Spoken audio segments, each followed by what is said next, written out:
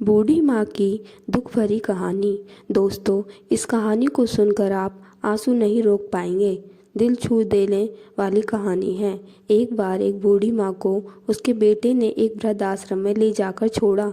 इस माँ का ये वही इकलौता बेटा था जिसके लिए इस माँ ने जीवन भर संघर्ष किया।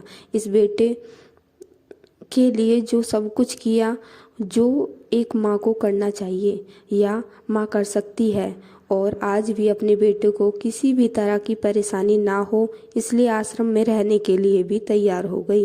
वृद्धाश्रम में रह रही माँ हमेशा अपने बेटे को याद करती, मगर बेटा केवल साल में एक बार उसको मिलने आता या फिर फ़ोन पर बात कर लेता।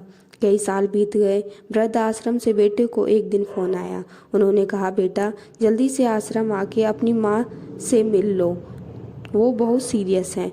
बेटा जब अपनी बीमार माँ के पास पहुंचा तब वह अपनी आखिरी सांसें गिन रही थी। बेटे ने अपनी माँ से उसकी आखिरी इच्छा पूछते हुए कहा, माँ तुम्हारे लिए क्या कर सकता हूँ, बताओ। माँ ने कहा, बेटा इस आश्रम में गर्मी और मच्छर बहुत ज़्यादा हैं, यहाँ पर कुछ पंखे लगवा देना।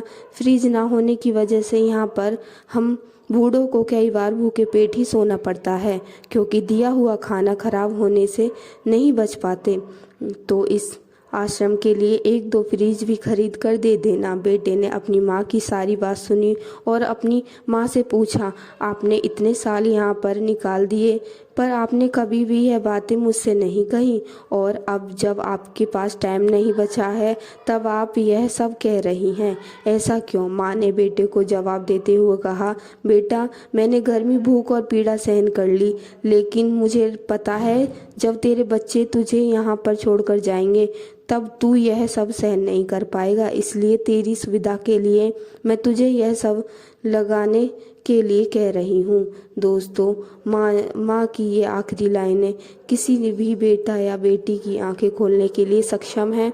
इतिहास हमेशा अपने आप को दोहराता है। अगर आप चाहते हैं कि आपके साथ अच्छा व्यवहार हो तो आपको भी दूसरों के साथ अच्छा ही व्यवहार करना पड़ेगा। कहानी अच्छी लगी तो कमेंट में ज़रूर बताएं।